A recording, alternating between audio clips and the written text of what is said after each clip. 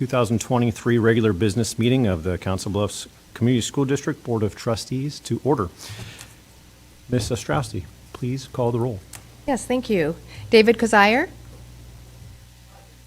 Chris LaFurla, Troy Arthur, Jill Shudak, Lauren Myers, Present. Patrick Peters, Present. Jared Tripp. Here. And if you would, please join me in a moment of silence, followed by the Pledge of Allegiance.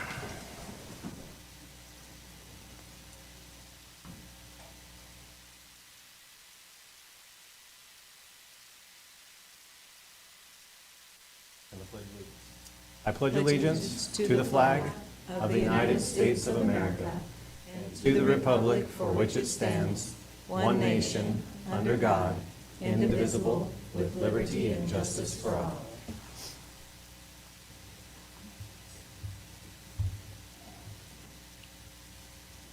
All right, first up, we have approval of the agenda. Can I get a motion? So moved. Second. Motion and a second. Any discussion? All those in favor signify by saying aye. Aye. Those opposed, same sign. Motion carries. Next up, we have approval of the minutes. This is from the work session and workshop business meeting of June 27th. Can I get a motion? I move for the approval of the minutes from the work session and workshop business meetings of June 27th, 2023. Second. All right, we have a motion and a second. Any discussion? All right, all those in favor signify by saying aye. Aye. Those opposed, same sign. Motion carries. This brings us to the portion of our meeting where it's considered public participation. This is an opportunity for members of the public to address the board regarding agenda items or other matters of concerns. I did not have any members of the public that came forward requesting time. Is there anyone in the audience tonight that would like to speak? Seeing as we have none, we'll move on to the superintendent's report. Dr. Murillo. Thank you, Mr. Tripp. At this time, I'd like to invite Ms. Ostrowski to the podium.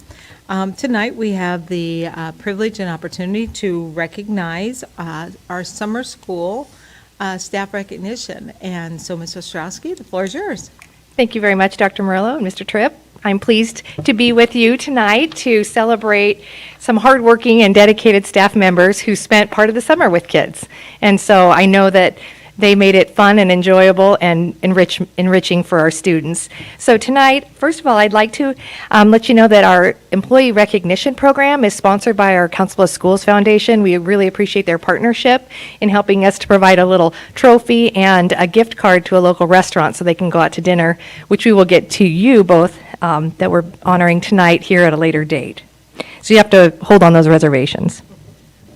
First of all, I'd like to invite Devin Unruh up to be greeted here, and I'm going to share a little bit about why she was nominated as our Licensed Employee of the Summer. Her nominators shared the following. Devin was a teacher at the middle school camp Summer Explorer program. You might as well face your fans right here. Of course, our middle school program's at the zoo, and so what a fun place to work. Right. So Devin goes above and beyond for the 8th graders at Camp Summer Explorer. She's extremely knowledgeable and passionate about teaching and about learning. Devin is constantly thinking of ways to enrich the curriculum for the 8th graders. The information these students gain goes beyond Camp Summer Explorer. She has a special ability to connect with students and is consistently working to build positive relationships with students through her sense of humor and by providing a safe and welcoming environment for all students. Congratulations, well deserved.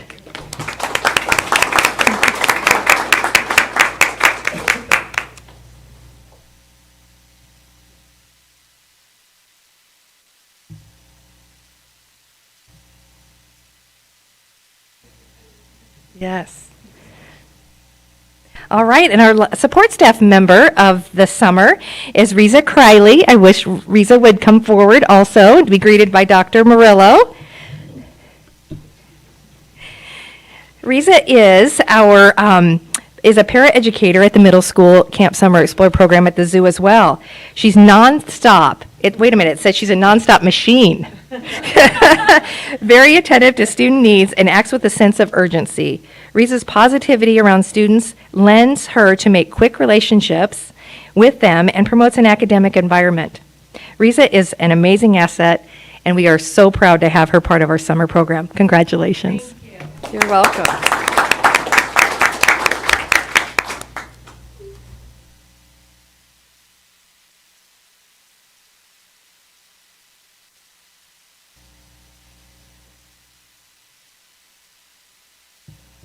And we're glad your families were here to join you. Yes, yes. Dr. Murillo, shall I go on with the next portion? Okay. So this evening, kind of as a special treat, it's unusual, but it's exciting, I'm pleased to introduce to you the Lorette family. About a month ago, Bobby Lorette reached out to Dr. Murillo with a special request. She shared that her father, Louis L. Lorette Jr., joined the U.S. Army back in the 1940s, before he could graduate from high school. Her mother, who recently passed away, also did not receive her high school diploma in or around the 1950s. Although they were both originally from another Iowa town, all 7 of their children received their diplomas from Thomas Jefferson High School. Louis Jr., Roger, Susie, Terry Randall, Paula, Cindy, and of course Bobby. Bobby shared that her father and mother instilled in all of them the importance of graduating from high school. She said their proudest moments have been seeing each of the children at their graduations receiving their diplomas. Mr. Lorette, would you mind joining Dr. Murillo and Mr. Tripp at the front of the room here?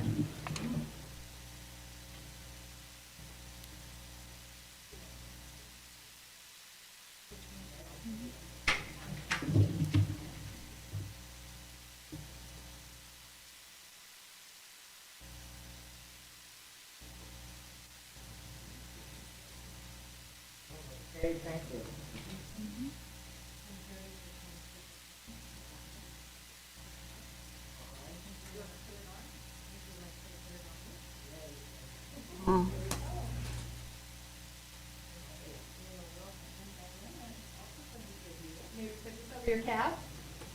Or would you like to take off your hat and put this on? Make it really official. I'm going to get the front here. You mind, sir?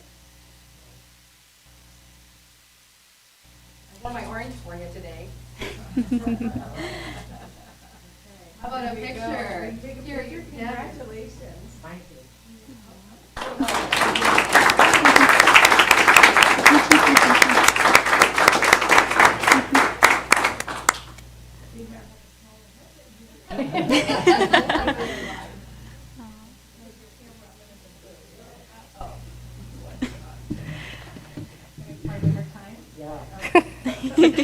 We need those Bobby pins, don't we, that the girls want to use?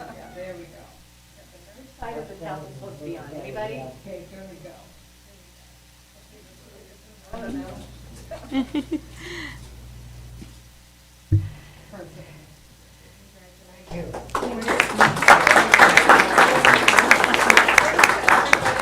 So I'm going to add just a little bit of excitement to this. We also understand that even though that your lovely and beloved wife has passed away, that it would be nice for you and the family to also have an honorary diploma for Dorothy. So Cindy, would you come up and accept that on behalf of your beloved mom?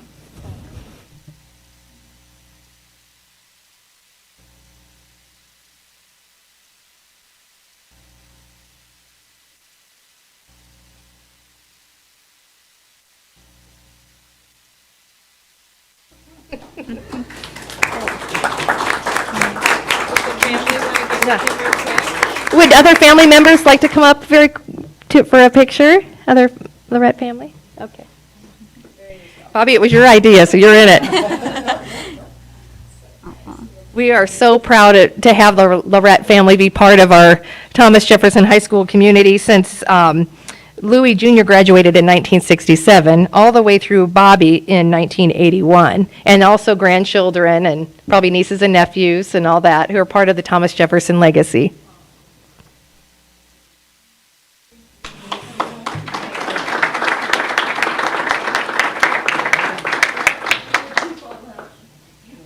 And you are all welcome to go out and get your picture taken out there.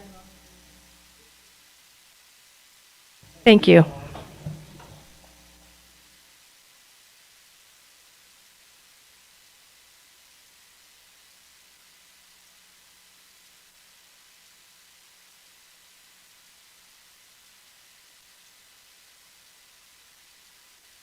Thank you, Ms. Ostrowski, and congratulations again to those who received awards tonight. We very much appreciate your hard work helping our students out during the summer camp there at summer school at the zoo. And thank you very much, sir, for your not only your service to our country, but we are proud that you are a graduate of Council Bluffs Schools. And now, for our final presentation this evening, I'd like to introduce Dr. Matthews, who will come up and introduce our presentation this evening on our Leadership Academy. I'm really excited about this program and very thankful that Melissa had this idea and we support it. So Dr. Matthews, the floor is yours. Thank you, Dr. Murillo. Good evening. I also am very excited. Very early when I started in this role, Melissa and I sat down and she said, I just have this vision for a leadership academy that will really help our aspiring administrators, so current teachers who want to take on a leadership role someday. And she developed this wonderful professional development opportunity. And tonight she's going to share more about how she really aligned that work with what it takes to be a professional school leader in our district and the work our school leaders do for our principals and professional development as well. So with that, I would like to invite Melissa Schlepnick to come and share more about the Leadership Academy.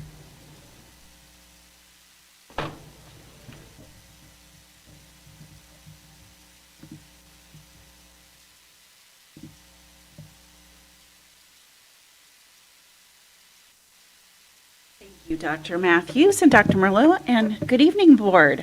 I'm so pleased to be here to share this with you. Like Tracy said, it's kind of been an idea that's been percolating, and so this past year we've really made it happen. So as Tracy alluded to, our purpose is we really recognize that there are teachers in our district that have skills and aptitudes to be excellent leaders. We just needed to uncover some of those so we can start building that pipeline to leadership with our teachers. So going in, we thought it would be great if we had, if we could just get 6 teachers to want to do this, that would be great. Well, to our surprise, 18 applicants applied to be part of our Leadership Academy, which was just amazing. So the application process was pretty straightforward. We had an informational flyer that went out, an FAQ for teachers to apply, and from the 18, we moved forward 9. So we were able to take half. It was just a good, manageable number for this first cohort. So the research base that we used was from the Wallace Foundation, and they really outlined 5 essential learnings for building leaders to be successful. So this is really our touchstone of the learning throughout the semester. On top of that, we crosswalked the standards for the Iowa school leaders. We thought it was important for our participants to really see what is proficiency of school leadership in Iowa. So when you think back to the previous slide of those 5, you can see where they crosswalk and cut across many of the standards. So this really gave them an opportunity to see what truly is school leadership in Iowa. So taking the research base and the Iowa standards, I developed modules. And these were the titles of our modules. And really, these modules involved reading, reflecting, role play of difficult conversations they might have to have, evaluation topics, just things like that to really get them thinking about what truly is school leadership in Council Bluffs. And then I had some guests. So we really thought it was important that our district leaders joined us. They could really give us an idea of what leadership was like in Council Bluffs. So for our kickoff, we had Dr. Murillo and Dr. Matthews and Mrs. Coleman and Mr. Schultz really kick us off. What is the vision of leadership in Council Bluffs? And our teachers were super excited to hear from our leaders, like, what would you expect from me when I step into a leadership role? Then we got into equity. One of the things that was really important for us is to have our teachers understand that all students have to have access to everything. So we made sure that our two top areas, which ELL and special education for our subgroups. So we had Mrs. Lori Durand, our Director of Special Education, and Mrs. Chantel Brandt, she's our coordinator for EL, answer some questions about what's that like in the building? How can you support our EL and special education populations? And then we had Mr. Hamilton come and talk about management and discipline and our expectations for school leaders in that area. Then leadership in action. So we've done so much learning throughout that semester that I really wanted to give teachers the opportunity to then connect it to district leadership.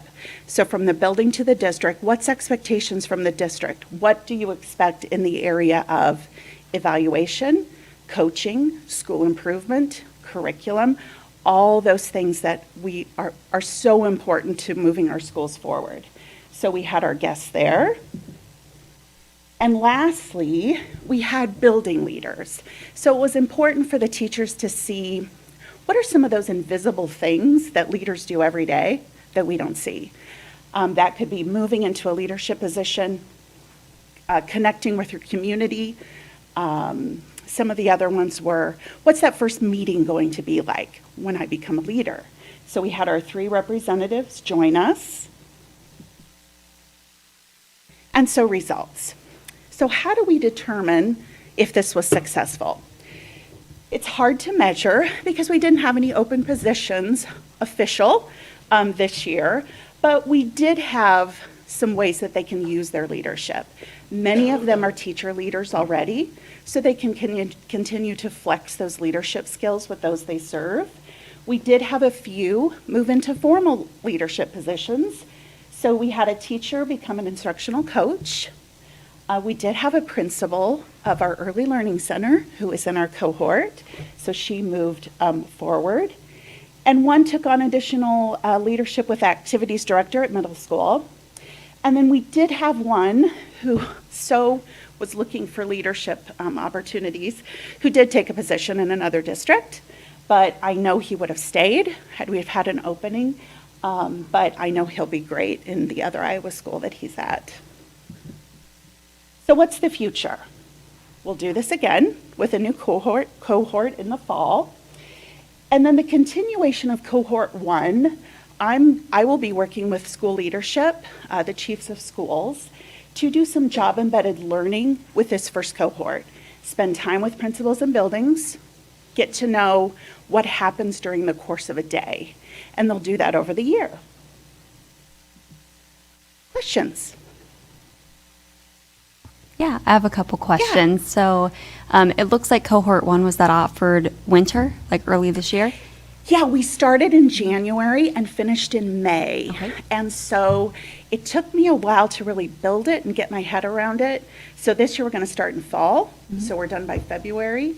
So when that hiring season kicks in. And is that the plan moving forward? Yeah. Okay. And then another question I want to ask you. So I love leadership opportunities and cohorts, and I'm hearing people's opportunities and, to grow and just to learn. But with you coming up with this and the modules and everything and kind of being somebody who's just behind the scenes and looking at everything, what was one big takeaway that you had or your favorite part of this cohort experience? Yeah, so I stand on the shoulders of so many people. A lot of the people in this room I've learned from and people in the past. And I think one of my favorite things is really helping them be great listeners and great communicators. We spent 2 sessions just on listening skills and clear communication, and I think they enjoyed it. I think a lot of role play involved where they had to think about how am I going to craft a message so it's understood, and then how will I be a great listener. So I think that was my big standout. It's not as much a question, more just a comment that it's really exciting to see programs like this. I know we talked one of our previous meetings about the ambassador program for teachers to to connect with other teachers in the metro, to see between that and then also this program to see the educators in our district wanting to both improve themselves in their role as a teacher, and then also here to possibly move into a more of a leadership position. It's just fantastic. So it's really good to see the interest here. I'm excited to see what the future of this brings.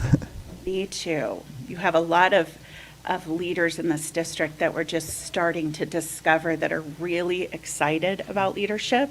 So this was just another way to kind of give them some face time with some district leaders and really get them out there and let their names be on people's sheets and like, oh yeah, I remember you. You were in cohort. So they're pretty excited. Yeah. That's awesome. Thank you. And that concludes my reports. Okay, that brings us to the exciting portion of our meeting of resolutions. First up, we have the second reading of policies. If I could get a motion. I move that the board moves to approve the second reading of policies, policies 211, Board of Directors Task Forces, 212, Ad Hoc Committees, 217, Agenda Format, 222, Public Hearings, 802, Disposition of Obsolete Equipment, 907, Campaigns or Activities for Fundraising, and 914, Public Conduct on School Premises, as presented. Second. We have a motion and a second. Do we have any discussion? Nope, nothing. Any changes from the first reading? Nothing's changed, so moving forward. Okay, thank you. Ms. Ostrowski, would you please call the roll. Mr. Peters, Yes. Ms. Myers, Yes. Mr. Tripp, Yes. Mr. Kazire. Almost forgot you, sorry. And the motion carries. Thank you very much. Brings us to our second. This is the first reading of Policy 207, Board of Directors Conflict of Interest. Just for the public to understand, there were some changes in state language, and we were kind of modeling ours after them to stay consistent. This included an increase to $20,000 to the amount a board member may make from the district in a fiscal year, and I will have someone explain that in a second. And also, we are no longer prohibiting the employment of a spouse of a school board member, which was originally in there. Dr. Murillo, can you go into depth on that? Make a Oh, I'm motion sorry. First. I move that the board approves the first reading of Policy 207, Board of Directors Conflict of Interest, as presented. Second. All right, we have a motion and a second. Can we have some discussion? Yes, thank you, Mr. Tripp. Really, when I sit down and I also had some conversation with Mr. Kazire, and so, Mr. Kazire, if you'll jump in if I get off point somewhere, but as this was written, it was revised about 2019, and but there is a sentence in there that was not quite written to the I would say to the point of what the intent was of the policy. And really, it's about our board members and not having spouses contract with the district and doing work for the district, not per se saying a board member's spouse could not work for the district. So it's a little bit different of a person working and being employed and a person making money off of the district. And so we wanted to clean up that language, was the intent of that revision. And then also, we were sitting at 2,500 that a spouse could work, and now the IASB and the state has rolled that up to 20,000. And really, that would be like if, let's say, a spouse worked in our Kids and Co. and made $8,000 serving as a after-school, I don't want to call it a camp, it's an after-school club. There it is, club. And if they could earn up to 20 doing something like that as a part-time person. So again, if we did contract with them, it would not be able to exceed more than 20,000. Any other discussion or clarification needed?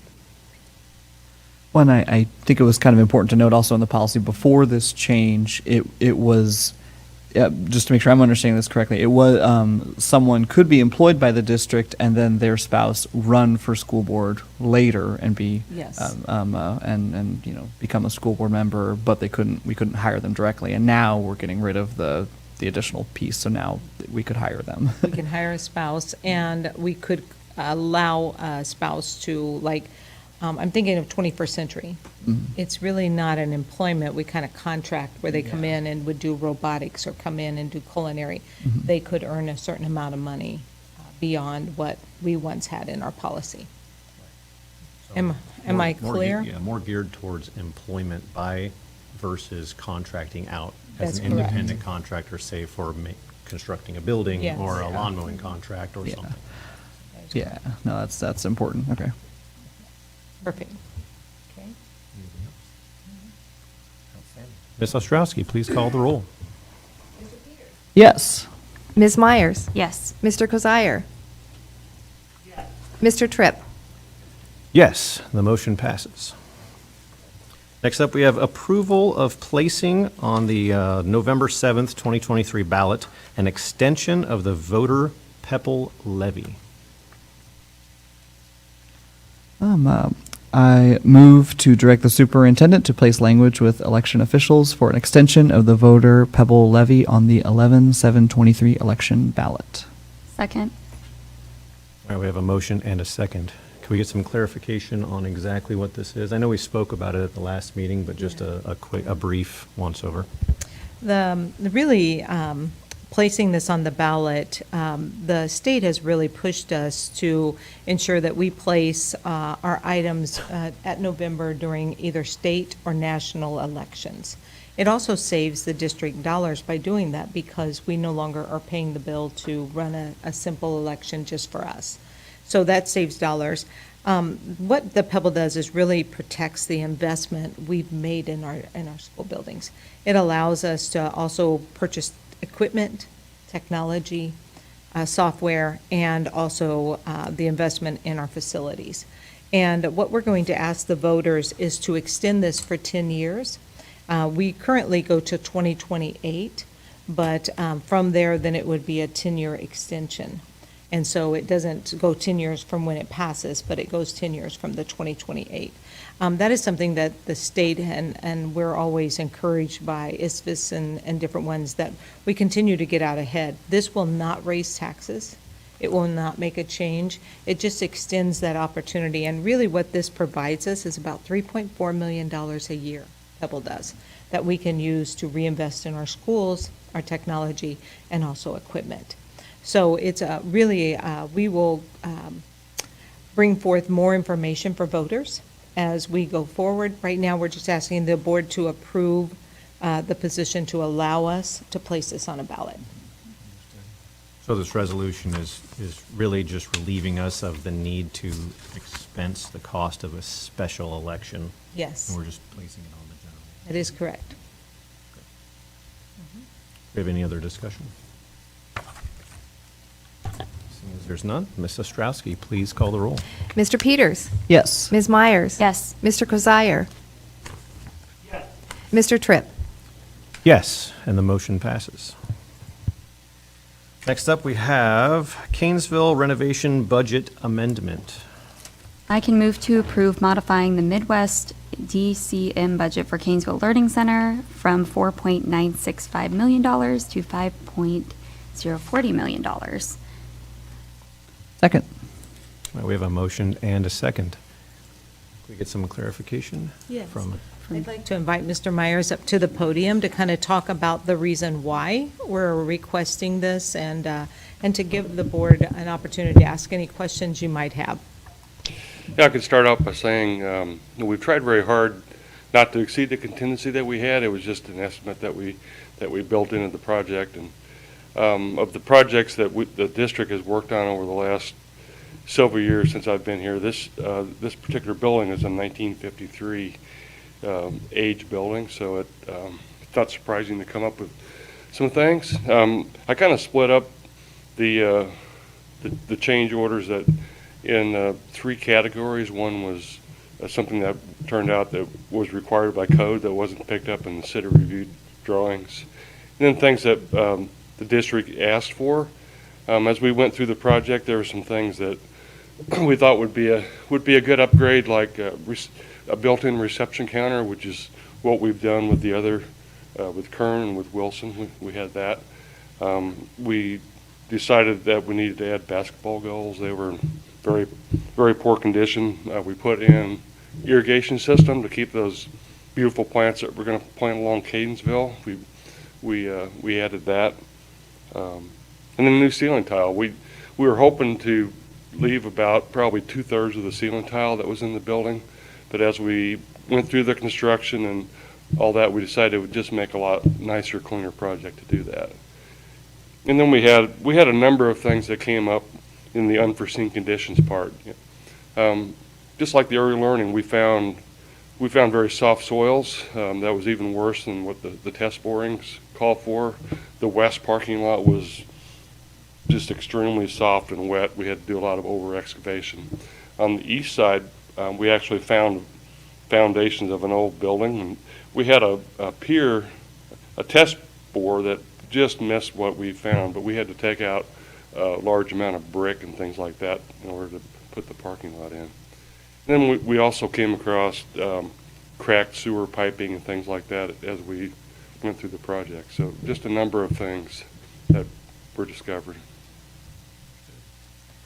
I know when we had toured the facility, I think we had talked, there were some like delays in some of the materials, I think it was for the retaining wall. There shouldn't be any issue. I mean, many of these items have either already been done or already have the materials. There shouldn't be any issues with delays because of this, right? No, we're a couple weeks behind where we wanted to be, but we're asking for our TCO on Friday for Kingsville and Monday for the early learning, and we are moving new furniture in and things like that as we finish up over the next 2 or 3 weeks. Any other questions for Mr. Myers? Dave, you got anything? No, everything seems very reasonable for a building of that age. Especially when we don't have as-built drawings, it's quite common to not know what's behind a wall until you move the wall. Thank you, Mr. Myers. All right, seeing as there's no further discussion, Ms. Ostrowski, please call the roll. Ms. Myers? Yes. Mr. Peters? Yes. Mr. Kozire? Yes. Mr. Tripp? Yes, and the motion passes. Next up, we have the Master Marketing Agreement and Option Lease Agreement. I move that the board tables the master marketing agreement and option lease agreement between the district and Arcadia Infrastructure due to a combination of a lack of board members at the meeting and also timing on this coming fairly last minute. So I move that we table this until for a future meeting. All right, we have a motion for tabling. Is there a second? Second. I say, Dave, do we have to motion it first, then table it, or can we table it? You really need to have a Motion first and then table. for the To resolution. tape it, okay, And then offer the motion to table. okay, that's what I thought. Okay, Okay. well, let's back up. Yep, we'll back up. Thanks, Dave. All right. I move that the board approves the master marketing agreement and option lease agreement between the district and Arcadia Infrastructure as presented. Thank you. Second. All right, we have a motion and a second. Discussion. Now I'll move that we table the master marketing agreement and options lease agreement between the district and Arcadia Infrastructure due to the reasons I mentioned earlier, lack of board members and also lack of timing. Okay, a motion has been made to table this resolution. Do we have a second? Second. Yes, Dr. Murillo, please explain. Thank you, and thank you, Mr. Peters, for making that motion. With our CFO not here, as I've dug into the contract, Mr. Kozire, I'd like to have more time to have discussion with the full board about this agreement. So I did ask board members when they arrived if we could table till everyone's back, and they agreed, so I appreciate your willingness to do that.